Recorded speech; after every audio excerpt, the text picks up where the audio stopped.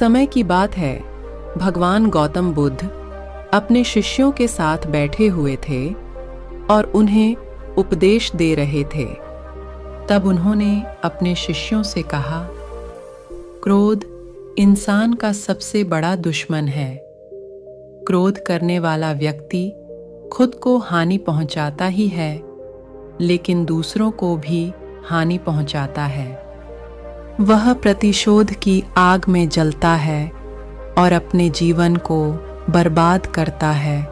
वह प्रतिशोध की आग में जलता है और अपने जीवन को बर्बाद करता है।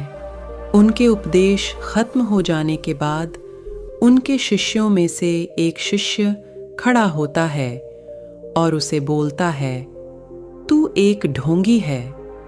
तेरी बातें मनुष्यों के रहन सहन से विपरीत है। तू जो भी कहता है उसे अपने जीवन में अनुसरण नहीं करता और दूसरों को यह सब करने कहता है।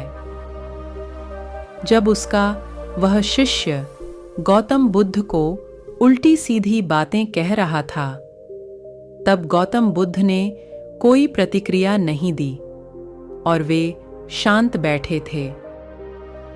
लेकिन ऐसे में वह व्यक्ति और भी ज्यादा गुस्सा हो गया और गुस्से में आकर उसने गौतम बुद्ध के मुंह पर थूक दिया। इसके बाद भी महात्मा गौतम बुद्ध को गुस्सा नहीं आया और वे शांत थे। उन्होंने अपने चेहरे से थूक को पोंछा और वह चुपचाप बैठ गए। यह सब देखकर उस शिष्य को समझ नहीं आया कि वह क्या करेगा। गुस्से में आकर वह उस जगह को छोड़कर चला गया और अगले दिन अपने घर पहुंचा।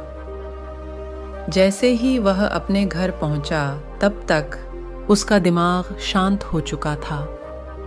दिमाग के शांत होते ही उसे इस बात का एहसास हुआ कि उसने कितनी बड़ी गलती की है। उसे पाप हुआ है। वह खुद को मन ही मन कहने लगा, यह मैंने क्या कर दिया? मैंने महात्मा बुद्ध का अपमान किया है। ऐसा पाप मैं कैसे कर सकता हूँ? मैंने बहुत बड़ी गलती कर दी। मुझे जाकर उनसे माफ़ी मांगनी होगी। यह कहकर वह तुरंत ही गौतम बुद्ध के पास चला गया। लेकिन गौतम बुद्ध उस स्थान पर नहीं थे। ऐसे में वह शिष्य जगह जगह भटक कर उन्हें खोजने लगा। जैसे ही उसे महात्मा बुद्ध मिले तो वह उनके पैरों पर गिर गया और उनसे कहने लगा, मुझे माफ़ कर दीजिए, मुझसे गलती हुई है। मैंने आपका अपमान किया है। मैंने यह बहुत बड़ा पाप किया है। यह सब देखकर गौतम बुद्ध ने उससे कहा, शांत हो जाओ, क्या बात है, मुझे बताओ, तुम कौन हो? गौतम बुद्ध के यह पूछने पर वह शिष्य चौंक गया। वह सोचने लगा कि महात्मा बुद्ध मुझे कैसे भूल सकते हैं? मैंने तो उनका अपमान किया था। यह सोचकर उसने महात्मा बुद्ध से पूछा, मैं वही शिष्य हूँ जिससे कल आपका अपमान किया था और आप इतनी जल्दी मुझे भूल गए।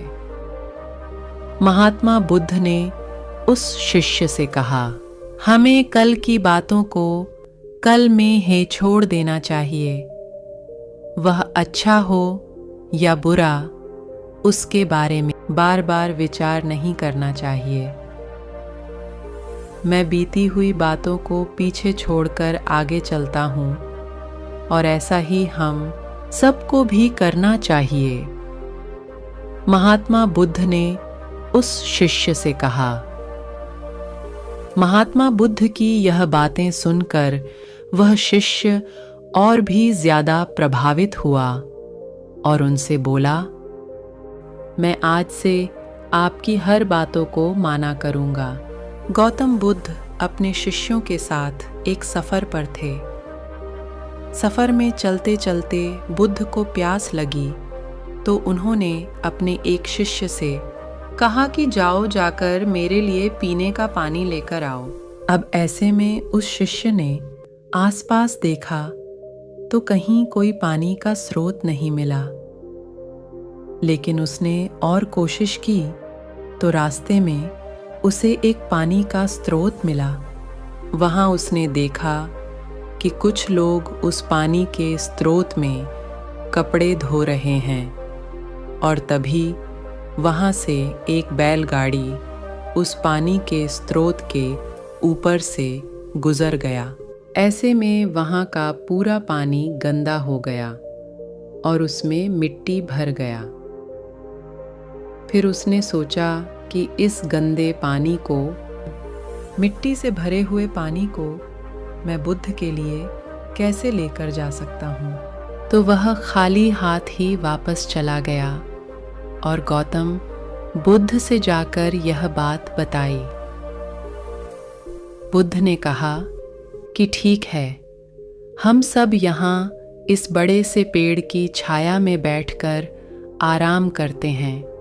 कुछ समय बीता, फिर गौतम बुद्ध ने उसी शिष्य को फिर से पानी लाने को कहा। अब वह शिष्य वापस से उसी पानी के स्रोत के पास गया।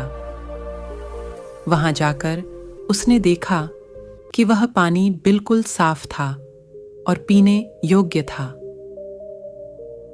अब वह शिष्य बुद्ध के लिए वह पानी लेकर गया और उसने वह पानी गौतम बुद्ध को पिलाया।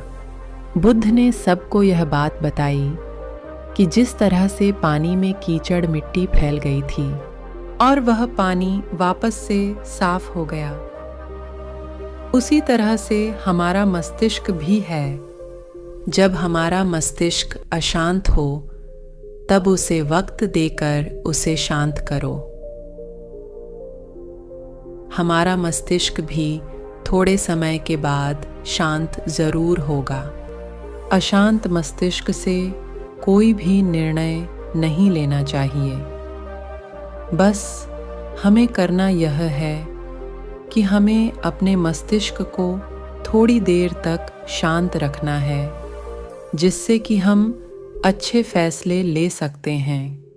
अशांत मस्तिष्क से लिए हुए फैसले हमेशा गलत होते हैं।